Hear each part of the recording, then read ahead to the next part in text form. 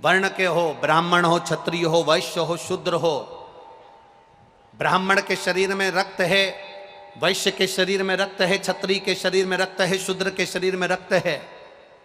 जब हॉस्पिटल में बीमार पड़कर जाते हो और ब्लड की जरूरत पड़ती है, शरीर में रक्त की जब जरूरत पड़ती है, तो रक्त चढ़ाते समय यह नहीं देखा जाता कि यह ब्राह्मण का है, क्षत्रिय का है, वैश्य का है कि शूद्र का है। उस समय तो प्राण बचाने के लिए केवल ब्लड की, खून की जरूरत होती है। वो ब्राह्मण, क्षत्रिय और वैश्य नहीं देखा जाता, केवल रक्त देखा जाता है कि हमें रक्त चाहिए। जैसे हॉस्पिटल में केवल ब्लड देखा जाता है, खून देखा जाता है, खून की जरूरत पड़े तो ये नहीं देखा जाता कि ये ब्राह्मण का है कि क्षत्रिय का है कि वैश्य का है कि शूद्र का है। उस समय तो केवल रक्त देखा जाता है।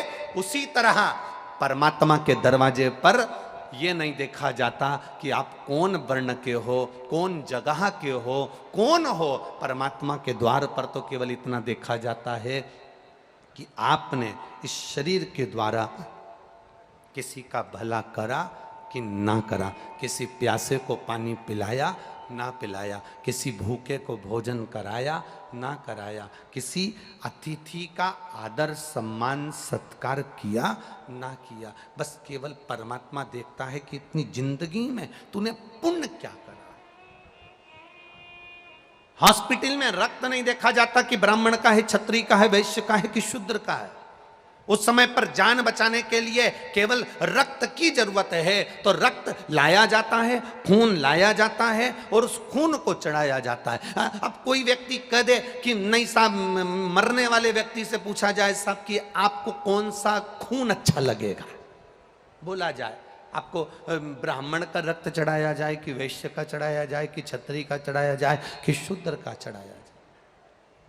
जैसे होटल में डिमांड होती है कि नहीं होती है, अरे बोलो तो जम के, सर कौन सी सब्जी लाऊं, पालक पनीर, मटर पनीर, चना पनीर, शाही पनीर, कौन सी लाऊं। उसी तरह हॉस्पिटल में कोई नहीं पूछेगा कि आपको ब्राह्मण का रक्त लाया जाए, वैश्य का लाया जाए, क्षत्रिय का लाया जाए कि शूद्र का लाया जाए, क्योंकि रक्त रक्त होता है। उस समय पर तो देखा जाता है कि व्यक्ति के प्राण कैसे बच जाएं। उसी तरह मरते समय, प्राण छोड़ते समय, मृत्यु की सैया पर पड़े हुए, मृत्यु की सैया पर जाते समय जब प्राण छूट रहे होते हैं, मरने वाले व्यक्ति से यह नहीं कहा जाता कि तुम पुलाव खा लो कि रोटी खा लो कि मक्का की रोटी खा लो कि ज्वार की रोटी खा लो।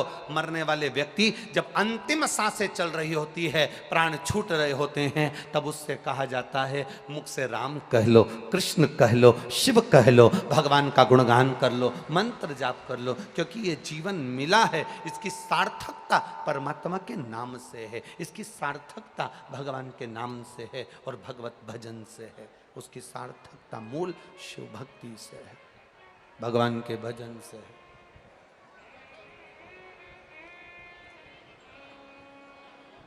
इसीलिए कहते हैं महाराज, मूल वर्णन इसीलिए कहा।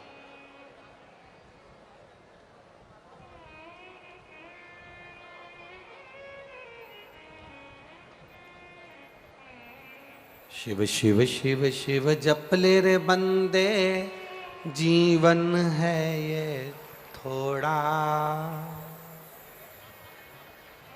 दौड़ा जाए रे समय का घोड़ा, दौड़ा जाए रे समय का घोड़ा। ना तेरा ना मेरा बाबू, इस घोड़े पर प्रभु का काबू। समय का जो घोड़ा है उस पर परमात्मा का काबू है।